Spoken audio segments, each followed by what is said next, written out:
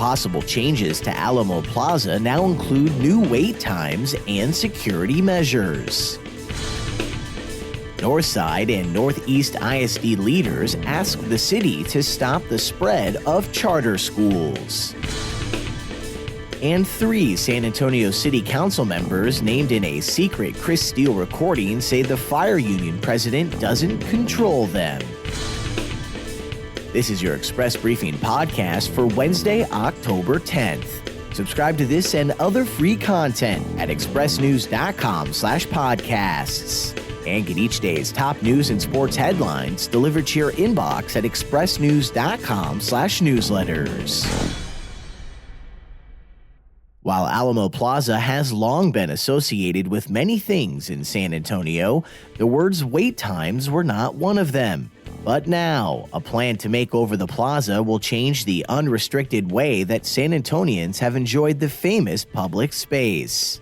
That becomes clear in a lease that would transfer control and maybe even one day ownership of the plaza from the city to state government. And once fences, barriers, and gates are added to the perimeter of the plaza, the public would most of the time have only one way in and one way out during daytime business hours.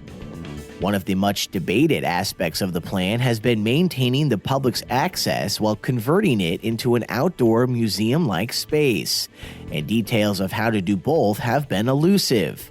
And later today, the lease will come up for discussion at the City Council, followed by voting on the item by 2 city boards.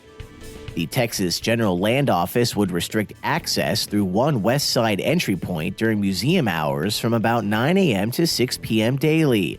But under the long-term agreement for the land office to lease and manage the plaza, if wait times consistently exceed 10 minutes, 2 auxiliary entry points could be opened on the north and south ends, and visitors and San Antonians eventually could be subject to bag searches or metal detectors when entering during the day.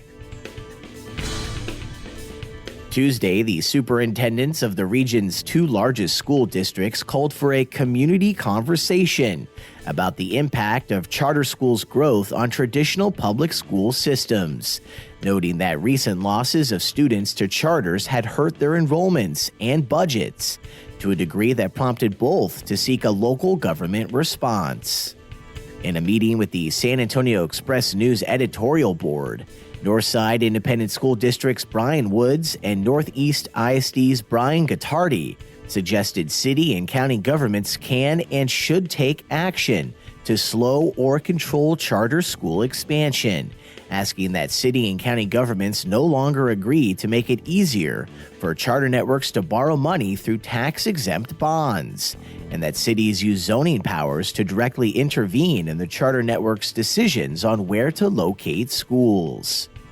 The superintendents say such moves would stand a better chance than relying on the legislature to prevent irrational spending on redundant campuses concentrated in too small an area, and that as the costs of staffing schools remain, and as newer charters have moved into more affluent areas of the city, the impact on Northside and Northeast has reached a tipping point.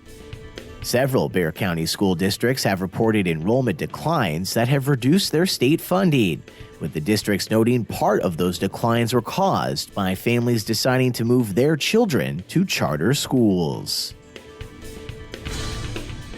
And Tuesday, the Go Vote No campaign released a second recording of Firefighters Union President Chris Steele, this time capturing him telling on-duty firefighters that their union had the backing of 5 council members, and that city manager Cheryl Scully, quote, can't even make a dent in them. 4 of the 5 named council members, Shirley Gonzalez, Ana Sandoval, Manny Pelaez, and Clayton Perry, rejected Steele's statement heard in a late 2017 recording made by an unnamed fire department employee at a San Antonio fire station. However, Greg Brockhouse, the 5th council member, says it's no secret he supports the union. Tuesday, Gonzalez, Pelaez, and Sandoval stood shoulder to shoulder in a cramped hallway inside the Go Vote No campaign headquarters at a hastily called news conference, where they denounced Steele's comments, with Clayton Perry later issuing a statement saying the assumptions made by Steele on the recording are just that, and notes that while he's not going to actively support one side or another, personally, he'll vote against the amendments because he doesn't think they would help the city move forward.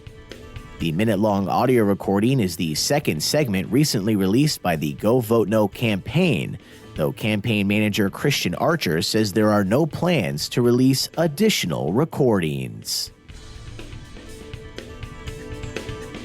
And that's your daily San Antonio Express News briefing for Wednesday, October 10th. Subscribe to this and other free content at expressnews.com/podcasts.